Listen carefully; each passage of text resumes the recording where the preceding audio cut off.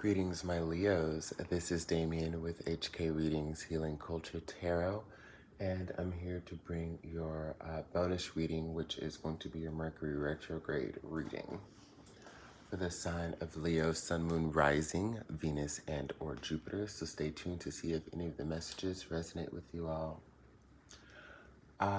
Leo, the two decks that I'm going to be using today are the Golden Tarot and the Goddess Guidance decks. And I just want to say that cross watchers are welcome to your video, but I will be reading from your perspective, as this is going to be something that strongly just pertains to you, and that focuses on you. And one of the prominent things that you can focus on during this time, this retrograde in Scorpio, okay? Which I want to say is until... And in the comments, you can correct me if I'm wrong, but I want to say until November 3rd. Yeah. Ooh, I hope everyone is doing well and staying as optimistic, positive, and driven as they can. I know times aren't the easiest for everyone, but the collective love will get us all through. Source energy will see us through, okay? I'm going to go ahead and start getting into your reading, pulling some cards.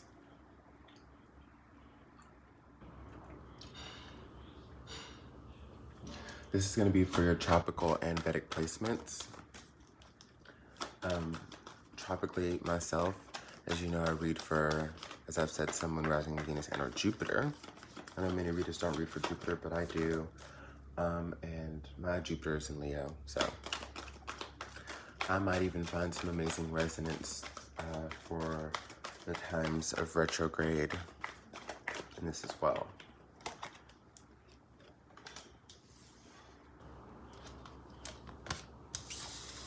Okay.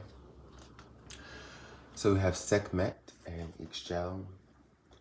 Be strong. You are stronger than you think you are, and your strength assures a happy outcome. And the Medicine Woman. You're a divine, you are a channel for divine healing power. Okay. Let's see what we have from Golden Tarot.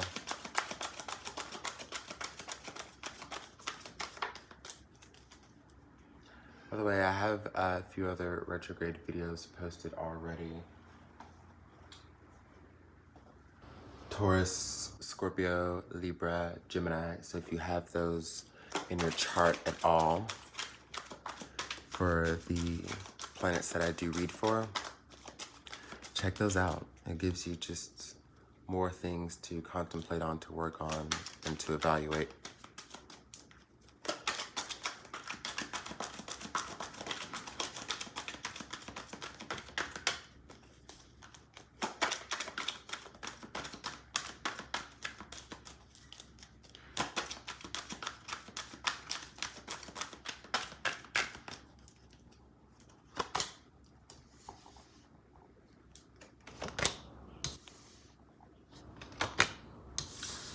All right, beautiful. So 2 out of the 3 cards are major arcana. We have the Chariot, Cancerian energy, the Sun, central here, Leo energy, and the 7 of Coins, which to me is Taurian and Capricorn energy, but not limited to Virgo, and have a little fire energy in there as well. Basically, guys, what I'm seeing here is, and it might just be all about the self. You know, I'm sure there are influences out there, Leo, that might co-create, making it very hard for you to move forward here. But I think it's all about you. In a sense, what you are having to do, what it's advised that you do, is use the magic that you have within you to heal yourself and to heal others. I feel like a lot of compassion is needed for the people that have wronged you or that you've had negative situations with. Sure, but also having compassion for yourself. okay? Forgiving yourself for things that may have went wrong.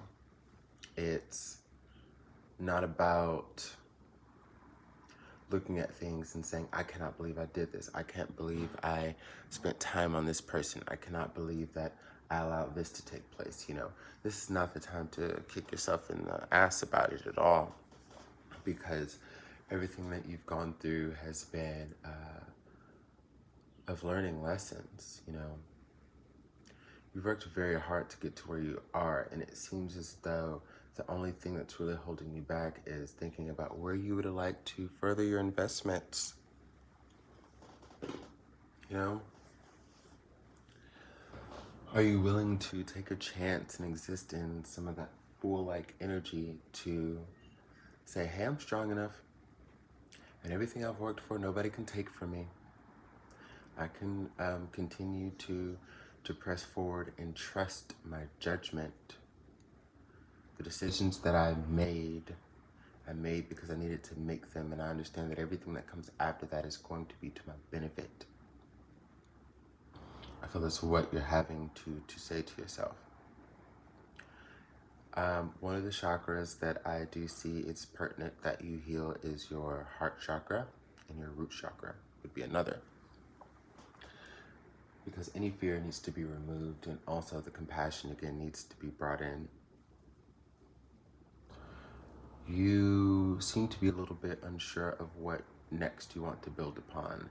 After the 7 of coins comes the 8 of coins, and that's where you're chiseling away and you're working to cultivate something that brings you to the 9 of coins, where you're happy in your skin, the independence that you have and achieved, becoming 100% yourself, never looking for your other half. So when you step into that 10 of coins energy and potentially share that space with someone, you're dealing with someone who is equal to you or higher vibrationally, and not really dealing with or accepting broken people, situations that are filled with illusions. You know, you're looking at everything for what it is, and it's got to be strong, and it's got to match what you're bringing to the table. Okay. I sense that there could be some fear of rejection here, Leo. You know, feeling as though whatever energies you put out here, like from here forward, won't be appreciated, respected, seen, and true. But these are instances that have been maybe occurrences of the past, but it's not speaking of current times. Okay? It's not speaking of current times now. Because, again, what you're manifesting and attracting are going to be people, places, and things that do give off this show of gratitude. You might have even been, during this retrograde and before it, cutting off people that triggered you, that could have been very, very good for you. Because you were scared, you weren't going to let anybody shit on you, you weren't going to let anybody step on your toes. There's kind of like this wall up where there was quite the duality that you were embodying was like the Queen and the King of Swords here. I'm sensing. Speaking your truths, maybe a little too harshly. When on the inside, you know, you felt an immense level of vulnerability. You will not be hurt again, is what I keep getting. You're saying to yourself, I will not be hurt again. I will not be hurt again. And that's fine, but you have to deal with that scar tissue appropriately so you aren't cutting off things that could be good. Because to be honest, a lot of good things that come in off the rip, we might not realize it. Off the rip, it might not be easily seen. The blessings that come from certain relationships that enter our life. So I would advise that you not be so quick to eliminate people. You know? Don't be so quick to eliminate people.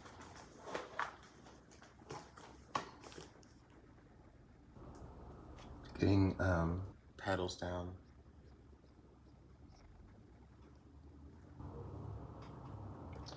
Use your proper discernment, for sure. And it's only up to you to use proper discernment. It's only up to you to meditate and trust your intuition to know what's right. Can't be of anyone else's fault but you. Use your sound inner judgment. Because you still have good people coming into your life. You still have good things coming into your life. But at a certain point, we do exasperate those chances until it's time to repeat that cycle again. So you eliminate too much, then you have to go through the repercussions of that. Up until the universe, after you work through that, the universe will bring more blessings around to you. But right now, you have the opportunity and the chance to do something here. And it's going to start with you healing yourself. So that way you can see things for what they are. Trust your strength as not being your weakness. Meaning, you don't have to be a harsh level of strong for the sake of protection. You can be as strong as you need to be, but still be lovable, still be open, still relate, still believe in magic, still hold those virtuous things near and dear to your heart.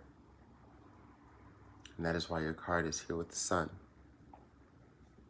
We see the baby that is here in the sun card. You have an opportunity for rebirth, and rebirth in such a way that's going to make you very jovial and jubilant and have this lust for life again.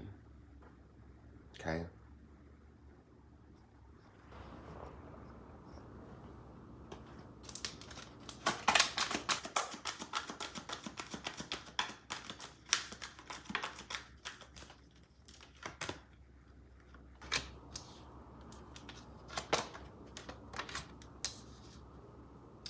And look what comes out to close off your reading. The Four of Cups to the Eight of Coins. We talked about the transitions that you'll make from the Seven of Coins on up to the Ten of Coins. And here he is in the Eight of Coins, chiseling away.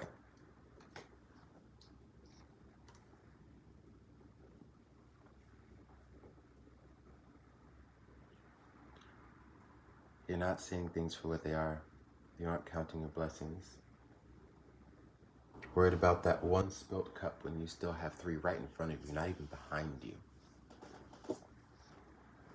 Okay?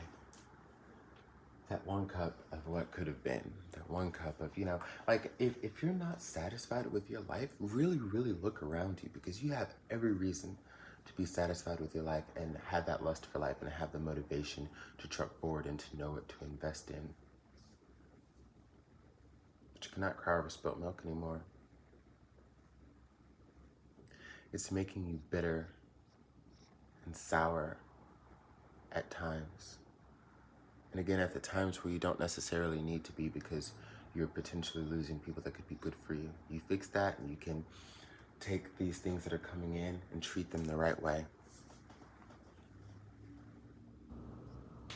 This is where that statement, live, laugh, love, really is more than a cliche, because it's going to help push you through. Your strength is going to be in your happiness. Not in the people you can eliminate, not in the people that you can cut off. None of that. And it's your choice to be happy. You still can't even look for any external validations for your happiness again, because we're talking about you becoming a whole person, 100%. So that way you're never looking for your other half. You will attract things that are at 100% level. And then it takes it to the next vibration of operating like when two people co-create to create this like 200% spectrum instead of the 100% spectrum, which I just said in the last reading for Scorpio. That 100% spectrum, when it's about you and someone else, means that there's a half and a half to make that whole. And that's not the case. You will be whole. Your happiness is your strength. And if anybody tries to take advantage of that, make you feel like a fool for that or anything, like, just know, like that song from Lynn goes, it's up to me.